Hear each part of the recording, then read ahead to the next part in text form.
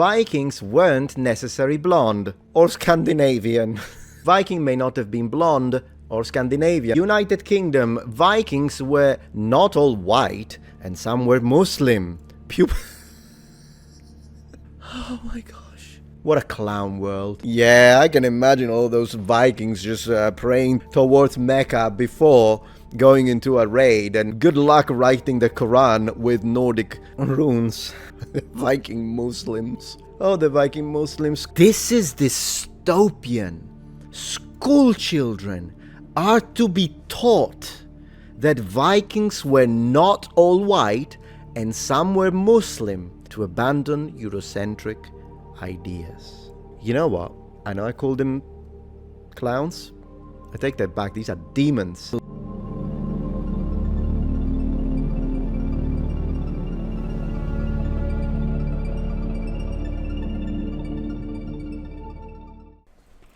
Hey, noble ones, it's me, your favorite Nordic Viking.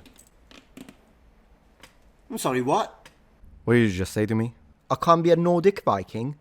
Based on what? The fact that I'm a Southern European? Well, that sounds like derogatory language to me. What are you, some kind of racist? Huh? Hello, noble ones. Welcome back to my channel. This is the Metatron speaking, and here we are. I've got a few tabs open. We're gonna learn a thing or two about the real Vikings. We're gonna start from CNN World. Vikings weren't necessarily blonde. Period. Or Scandinavian. Period. Okay. Why everything you thought you knew about the Norsemen may be wrong. Everything. Guys, everything. Let me tell you though, the guy in the picture kinda looks like me, so I'm starting to think you're full of shit. You know when you were saying this Southern Europe? I don't know. I'm just saying. Vikings were not Scandinavian. I kind of have a feel of where this is going, but let's go. An artistic reconstruction of a Southern European Viking. I told you! Sorry. Emphasizing, here it is, the foreign gene flow into Viking Age Scandinavia. Okay, emphasize it all you want. London CNN, blonde-haired Scandinavian warriors who pillaged their way through Europe. Disgusting. We thought we knew everything about the Vikings, but some new research suggests we've been getting it wrong. So yeah, blonde-haired Scandinavian, how would you even think to put those two words one next to the other? Oh, it's already pretty bad you're saying blonde. Now you're gonna say Scandinavian next to it. And Viking. Bigotry. In the biggest study of its kind, published in the journal Nature Wednesday, researchers found that many Vikings actually had brown hair.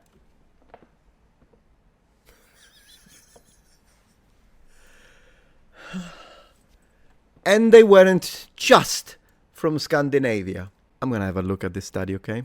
But before we do that, dear CNN, World, Planet, many is not a scientific term. Not to mention, it begs the question, how many?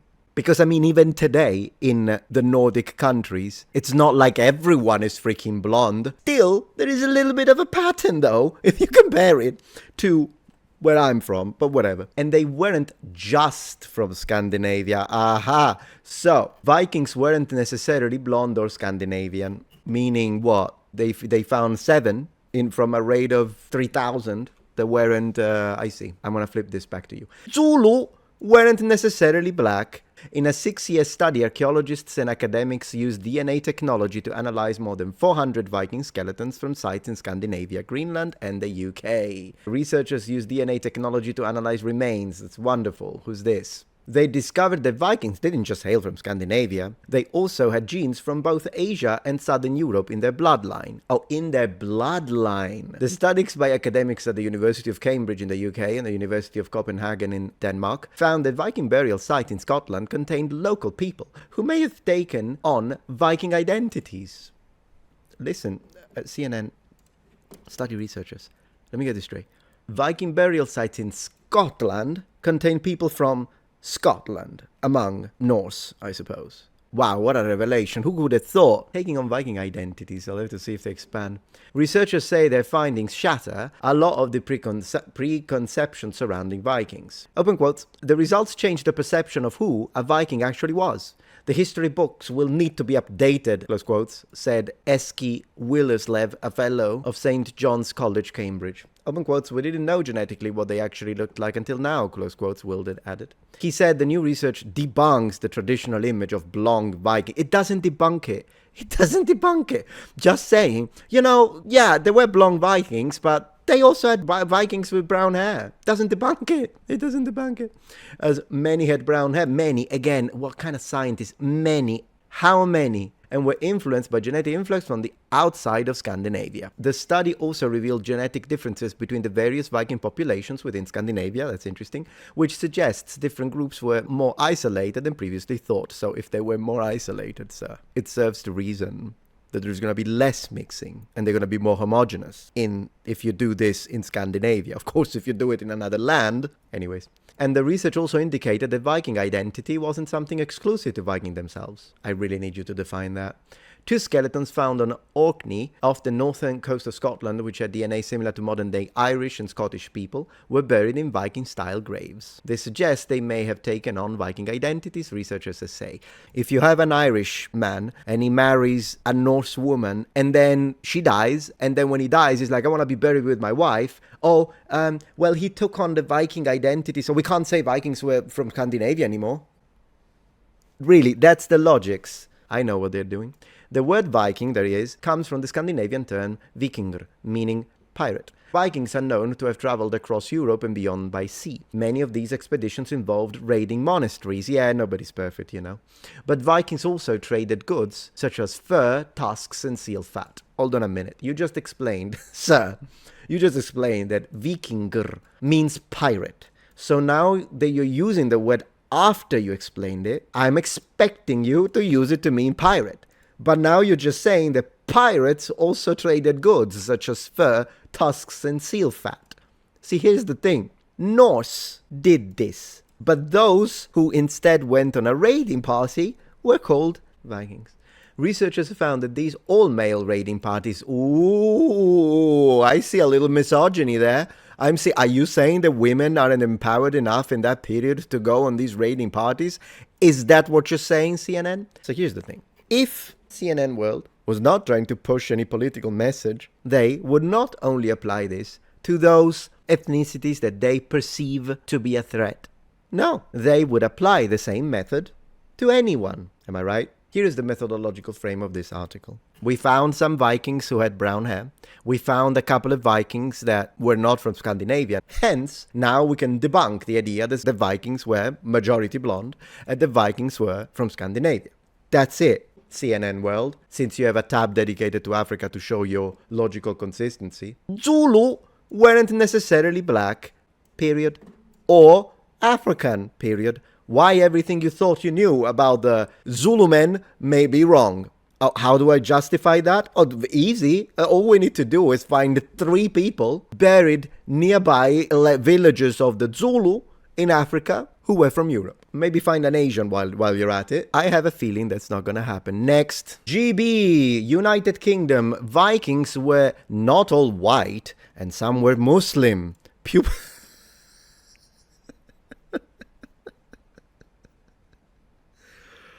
Oh my gosh. Pupils to be told in effort to ditch Eurocentric ideas. What a clown world. Yeah, I can imagine all those Vikings just praying towards Mecca before going into a raid and, good luck writing the Quran with Nordic runes. Viking Muslims. Oh, the Viking Muslims. School children are to be taught. Oh, that sounds so vile. Oh, that beginning is disgusting. This is dystopian. This is insane.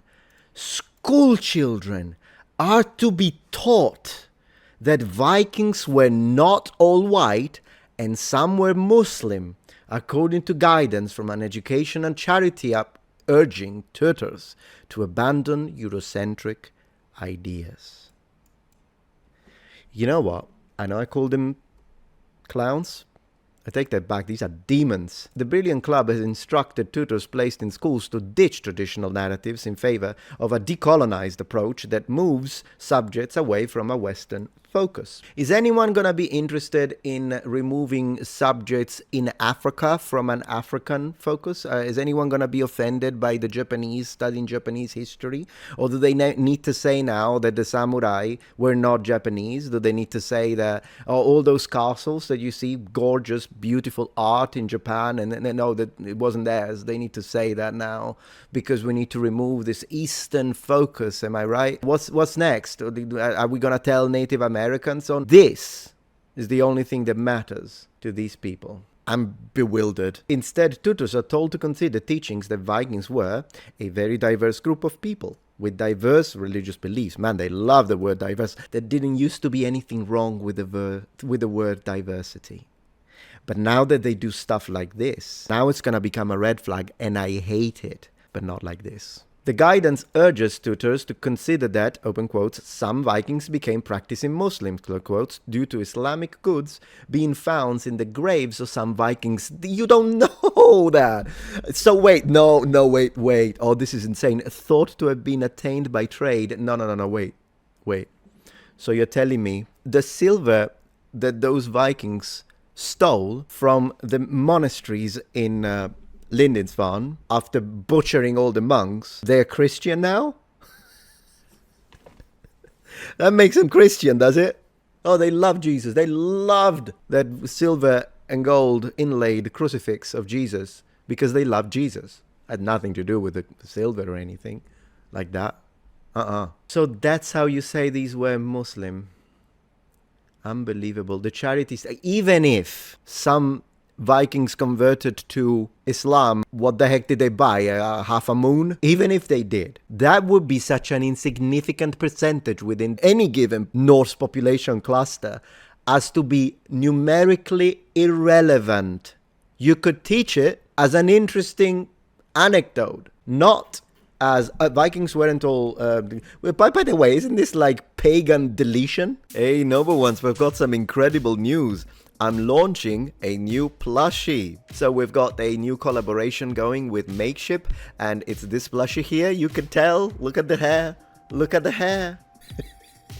So yeah, it's a Metatron plushie. I'm going to show you now. I've got the prototype right here. So you'll see. You're not just going to see the silhouette. Yeah, I'll show you. Anyways, it's a Metatron 1 million subscriber plushie. So it's my way to celebrate you. But Metatron, you don't have 1 million subscribers yet. Well, ideally, it's like the last, 12,000 steps together, but there are over 1 million noble ones if you consider my second channel, for instance. Anyways, I'm gonna show you the plushie now. Because it looks amazing. It's so historically accurate. In 3, 2, 1.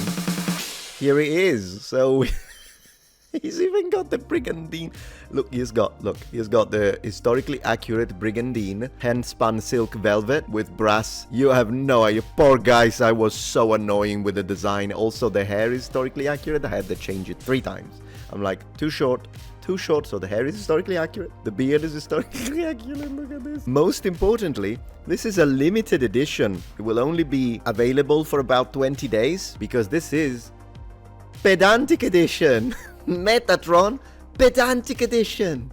So yeah, click the link in the description below and you will be able to do a subscription for creator updates on the website, and the plushie will launch in 4 days, 19 hours, 33 minutes and 59 seconds. 58, 57, 56, 55, 54. Make sure you get your limited pedantic edition plushie, and thank you very much for your support. It's not like they care anyways, but this is insane. The charity states there is an imperative to provide material to students that they can relate to and connect with. Oh, there is plenty. Okay, so first, if the imperative is to provide material to students that they can relate to, it means that these students are Muslims, right? Well, there is plenty of Islamic history that they can learn and connect to, right? I swear to you, they don't need. In fact, I'm going to go out on a limb and say that a lot of the parents of these Muslim children are not going to appreciate that you're trying to connect them to Nordic culture and pagans, in fact. But I'm just going out on a limb. I don't know. If you're a Muslim and you're watching this, let me know. Can we find one thing where a Christian and a Muslim can agree on that this is a clown world? How about that? The last large-scale study of Viking DNA conducted by the University of Cambridge, blah, blah, blah, suggested that diversity in Scandinavian genetics came from other parts of Europe and what is now Russia. Doesn't make it Islamic. And once again, I told you that it was going to be Russia. I told you. Do you know? The amount of people in that area that would have been blown. The guidance is intended to make lessons more relatable for pupils. This is the only truth. Guys, I swear if I don't do this, no one else will. This is the only true thing that they said in this entire... Disgusting. The guidance is intended to make lessons more relatable. Not real, not true, not accurate, never mind historically accurate, relatable. The Charities approach contrasts a decolonized narrative with what it described as a Eurocentric and colonized version of history. Well, you know what? If you have a problem with Eurocentric history, there is a system, there is a way to do that. I would ditch this because it's mega cringe, the term decolonized, but we focus too much on Europe in the study, fine. Rather than deleting, replacing, and removing real European history, leave it in there because it's important to study, no matter how much you hate it. It's the basis of Western civilization. And add modules for the students about Asia, about the Middle East, still in Asia, but about Africa, Native Americans. Heck, I would have loved it when I was a 13-year-old if people could have told me and taught me about all of these different cultures. This is the right way to avoid any centric position. Also, they never seem to have a problem with Afrocentric ideas, versions of history, do they? Its guidance stresses that making courses more relatable is not simply about adding token black figures into courses. I can't believe they use the word token black. Oh, that is so disrespectful, borderline racist, if I can say so myself. The Brilliant Club runs a scholarship program that places PhD students in more than 800 schools to tutor unprivileged pupils. Okay. The charity has created 2 decolonizing your course toolkits to help tutors with the courses they deliver, to help tutors with the indoctrination messages they deliver, make sure that they say what's appropriate by the state at this point. Sounds somewhat familiar to 1940s Germany. The guidance forms part of a broader decolonizing work that seeks to move away from Western accounts of history and science. So what accounts of science are we gonna look into then? This approach is extended to terminology controversies. Of course it does. Language, first control the language, then control the mind. Am I right? Hit that like button if you think like me. If your mind is still free. With the guide noting the, open quotes, controversial nature of the term Anglo-Saxon, close quotes. Oh, now I see why everyone has been spamming my comment sections. There's nothing wrong with being Anglo-Saxon because they say it's controversial. Spam it. Do it. Do it now. Fill the comment under this video with nothing wrong with being Anglo-Saxon. You have my blessing. It states, this was not the term the people then used to refer to themselves. Okay, neither was the word African. I know I keep saying African, but it's not because I have any problem, like idiots say, with Africa. It's simply because the same logics, that's what I'm doing. I'm double-checking the inner logics and the logical consistency of their belief system. That's all I'm doing. Africans didn't use the word African until we gave it to them, until the Romans called it Africa, and just the northern part at first. Then let's use the original term for Africa, the one created by black people. Why don't you have a problem with that? You see, this is why this is all a sham, insane.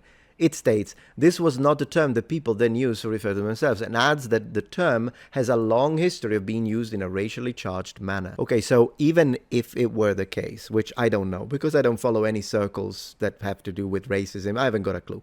But even if that were the case, then we shouldn't change a word. As the only anti-racist in this discussion here, me, they are racist on reverse. I'm anti-racist. And statistically you. If you're gonna change vocabulary and word usage every time a racist circle utilizes those words in an unconventional manner to push whatever the heck, you are gonna be chasing tails for the rest of your life. Because they'll swap it and they'll find another one. What if they start saying English in a racially charged manner? Then they're gonna remove the word English. You can't say you're English anymore. When is it gonna end? It's ridiculous. Who cares? There is a minor group of people that uses Anglo-Saxon. It doesn't make the history nor the term controversial. It's stupid. It's because you hate everything Western, and so you found an excuse. This is all this is. And I'm speaking the facts, guys. This is the truth. I tell it how it is. Backlash or no. And I wish more history-focused channel had the guts to do this. I really do. But here we are. In 2024, the University of Nottingham removed Anglo-Saxon from its leading course over similar concerns. The University of Nottingham is a bunch of fools, at least the ones that made the decision. If you are in the University of Nottingham and you disagreed with this, you're not a fool. But the ones who did, they're anti-white racists. Absolutely ridiculous. Absolutely ridiculous, guys. This is where we live now. This is our world. Now it's everywhere. Reddit, of course. They love it. Reddit are United Kingdom. Vikings were not all white. Pupils to be told. Pupils to be told. Early Vikings wouldn't understand nationalism. No shit, Sherlock. You see, you could say that. Without censoring and removing and making and demonizing everything connected to European history. Viking may not have been blonde or Scandinavian, so as you see, every single article now is repeating the same stuff. Also, when you purchase through links on our website, we may earn an affiliate commission. I'm buying nothing from you, Life Science. I mean, unless this skeleton is for sale. This would look really good for a Halloween... Yeah. Those ferocious seafaring warriors that explored, raided and traded across Europe from the late 8th to the early 11th century, known as the Vikings, are typically thought as of blonde Scandinavians. But Vikings may have a more diverse history. Here is the message. They carried genes from southern Europe and Asia, a new study suggests. Also, when you say Asia... What are we talking about exactly? Because, I mean, half of Russia is in Asia. So, they might still be blonde if they are from that area, but whatever. Open quotes. We didn't know genetically what they actually looked like until now. Close quotes. Señor.